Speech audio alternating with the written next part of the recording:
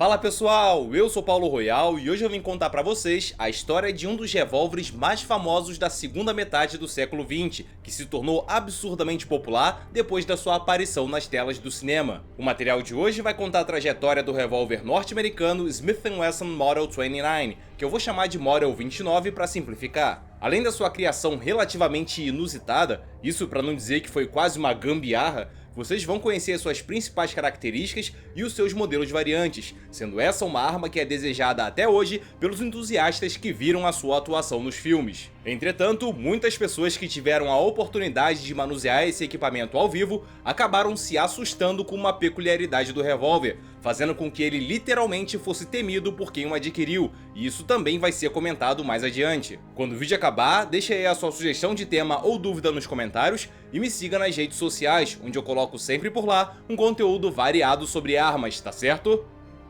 Meus amigos, a história da nossa arma de hoje começa nos Estados Unidos no ano de 1954, quando um fazendeiro americano, que também era caçador e estudioso sobre armas, chamado Elmer Keith, teve a ideia de criar um revólver que pudesse receber uma munição que operasse com uma alta pressão e impulsionasse um projétil pesado, servindo principalmente como armamento secundário de caçadores de animais de médio e grande porte. Para isso, simultaneamente, Elmer idealizou um novo tipo de munição para ser empregada nesse novo revólver em questão. Vale ressaltar que ele já tinha tido uma participação importante na criação do cartucho calibre .357 Magnum, que entrou em produção oficial em 1935. A solução encontrada nesse novo projeto dos anos 50 era ousada, mas aparentemente segura. Elmer usou como base um cartucho calibre .44 Special, que existe desde 1907 e sabidamente tem um estojo bem resistente. Então ele trocou o projétil padrão, que tem 200 grains de massa, por um com 240 grains e aumentou drasticamente a carga de propelente, passando de 5 para 12 grains, fazendo a sua pressão de funcionamento subir de 15.500 PSI para 35.000 PSI. Eu disse que essa solução era aparentemente segura porque ainda seria preciso encontrar um revólver forte o suficiente para aguentar essa operação tão brutal em um cartucho tão largo. Alguns modelos de revólveres americanos da marca Smith & Wesson, que eram municiados com 44 Special, foram usados nos testes do calibre experimental e resistiram muito bem. Isso foi mais do que suficiente para que Elmer Keith, que também era um excelente escritor e tinha muitos seguidores no mundo das armas, começasse a pressionar não só a fabricante Smith & Wesson, como também a fabricante de munições Remington, para que criassem em conjunto uma arma e um cartucho com base nos experimentos dele. A quantidade de pedidos dos seguidores de Elmer nesse sentido foi crescendo tão vertiginosamente que, de fato, as duas empresas começaram a planejar a viabilidade desse projeto. Quem ficou pronto primeiro, ainda que em caráter experimental, foi a munição, batizada em 1954 como 44 Remington Magnum, que tinha um estojo 3,6 mm mais alto, usava uma carga de propelente que variava de 9 a 23,5 grains, dependendo da pólvora empregada, e isso gerava uma pressão de funcionamento de até 36.000 PSI. Tendo o cartucho maior, era impossível inserir essa munição nos revólveres calibre 44 Special, evitando assim possíveis danos catastróficos ao armamento e ao próprio atirador, caso essa inserção fosse possível. Enquanto isso, vários testes e ajustes com os revólveres Smith & Wesson iam sendo realizados, o que incluía o seu reforço estrutural como um todo. Em dezembro de 1955, o projeto foi concluído, e o revólver teve a sua produção oficialmente iniciada, ainda que em baixas quantidades. O nome dado ao armamento foi simplesmente 44 Magnum Revolver, já que naquele momento ainda não tinha sido definido um nome comercial permanente. Até então, surgia ali o revólver produzido em série mais poderoso do planeta, e esse fato trouxe pontos positivos e negativos ao mesmo tempo, e eu já vou falar disso em breve. Não se sabe o motivo da demora, mas somente em junho de 1957 é que finalmente a Smith & Wesson deu um nome oficial ao armamento, que foi o Model 29. Conforme o seu ritmo de produção foi crescendo, de uma maneira natural ele começou a ser um revólver muito escolhido por caçadores, como previsto, mas também por policiais, que naquela época podiam comprar suas armas de porte institucional e buscavam ter um maior poder de fogo. Desde 1967, o Model 29 já aparecia em produções cinematográficas, mas em 1971 ele foi usado pelo protagonista Clint Eastwood no primeiro filme da franquia Dirty Harry. Na obra, Clint representava o inspetor Harry Callahan, que era designado para perseguir um serial killer. Em uma das suas falas, ele afirma que aquele era o revólver mais poderoso do mundo, e isso sem dúvida chamou a atenção do público e da imprensa. O filme fez bastante sucesso e a busca pelo Smith & Wesson Model 29 disparou de uma forma tão grande que as lojas mal conseguiam manter essas armas nos estoques. Elas literalmente eram vendidas na mesma semana que vinham da fábrica, tornando o revólver um sucesso mundial também fora das telas. O problema é que, justamente por se tratar de um revólver calibre 44 Magnum, rapidamente uma grande parte dos usuários percebeu que o seu poder de fogo era alto demais, exigindo uma empunhadura mais firme do que muitos estavam acostumados. Afinal, aquele de fato era o revólver em série mais poderoso do mundo, e o seu comportamento brutal acabou assustando os operadores que esperavam algo parecido com o que o 357 Magnum apresentava.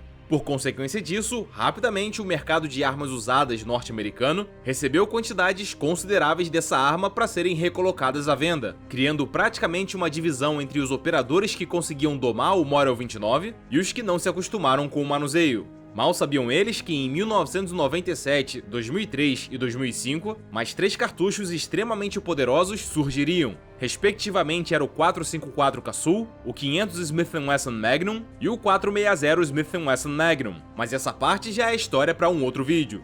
Em relação às suas principais características, o Model 29 na sua versão padrão apresenta o seguinte: o seu sistema de gatilho é o de ação simples e dupla. Na ação simples, a sua pressão de aperto é de 4 libras, e na ação dupla a pressão é de 10 libras. A extensão padrão dos canos varia de 3 até 10,6 polegadas. Entretanto, extensões menores ou maiores podiam ser encontradas em modelos variantes especiais ou por meio de pedidos personalizados, que obviamente encareciam bastante o preço final da arma. O acabamento metálico podia ser o de oxidação negra azulada ou niquelado, ambos com altíssimo brilho. Também era possível escolher entre o tambor com as caneluras ou liso, algo que muda consideravelmente a aparência final da arma. A alça de mira é regulável, dando ao operador a oportunidade de um ajuste mais fino nos tiros de precisão dentro do seu alcance operacional. Além do cartucho 44 Magnum, o Model 29 também aceita o calibre 44 Special, que é menor em extensão e possui uma menor pressão de funcionamento. Entretanto, conforme mencionado anteriormente, o contrário não é possível. Afinal, não há como usar cartuchos 44 Magnum em revólveres calibre 44 Special. Basicamente, esse é o mesmo tipo de intercambiabilidade unilateral que existe entre os calibres 357 Magnum e 38 Special, onde o 38 Special pode ser usado num armamento calibre 357 Magnum, mas nunca o contrário. Ao longo da sua existência, o Model 29 teve inúmeros modelos com pequenas variações além da extensão do cano, como pequenos ajustes na usinagem interna, alterações em alguns pinos e molas e mudanças nos acabamentos. Todavia, houve modelos efetivamente variantes, e pro vídeo não ficar grande demais sem necessidade, eu vou destacar só os principais deles, ok? Vamos começar pelo Model 629, lançado no ano de 1978. Essa foi uma versão feita toda em aço inox, que ao longo dos anos também veio recebendo pequenas mudanças por meio de subvariações. Em 1985, uma versão comemorativa de 30 anos foi lançada, nomeada Elmer Keith Commemorative. Essa foi uma edição limitada, com somente 2.500 exemplares produzidos, sendo um item bastante desejado por colecionadores do mundo todo. Em 1991, uma versão especial do 629 surgiu como Model 629 Classic, tendo o reforço inferior e superior do cano indo até o final dele, ajudando no aumento da resistência estrutural da arma e no controle do recuo vertical depois de cada tiro. Ainda pensando nessa redução da elevação do cano, existem subvariações dessa versão onde a massa de mira é levemente recuada e logo à frente dela é feito um recorte na face superior do cano, criando um compensador de recuo. Quando os gases do disparo passam por ali, uma parte deles vai para cima, forçando a redução da elevação do cano. Em janeiro de 2006, um modelo comemorativo de 50 anos também foi apresentado, mas tinha um apelo visual bem menor que o de 30 anos e foi fabricado em quantidades muito maiores. De qualquer maneira, não deixa de ser um item de colecionador, onde muitos exemplares são preservados sem disparar um tiro sequer.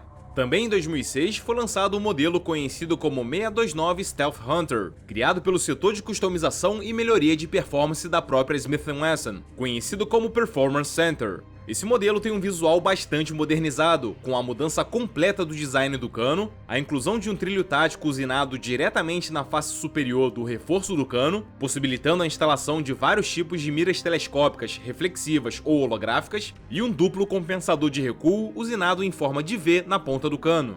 Em 2009, o Performance Center criou uma variação do Stealth Hunter, o nomeando como 629-44 Magnum Hunter.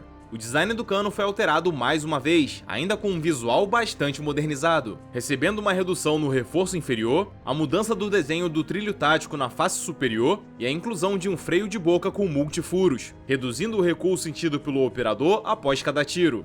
Nos dias atuais, ainda é possível adquirir o Model 29 com a sua clássica aparência oxidada negra, nas versões em inox ou ainda nas produzidas pelo Performance Center. Aproveita e coloca aí nos comentários qual é a versão da Model 29 que você mais achou interessante, e caso tivesse a oportunidade, teria no seu acervo de armas. Vamos descobrir qual é a preferência de quem está assistindo a esse material. Na ficha técnica de hoje, eu vou usar o modelo tradicional do Model 29, com o seu cano tendo 6,5 polegadas de comprimento.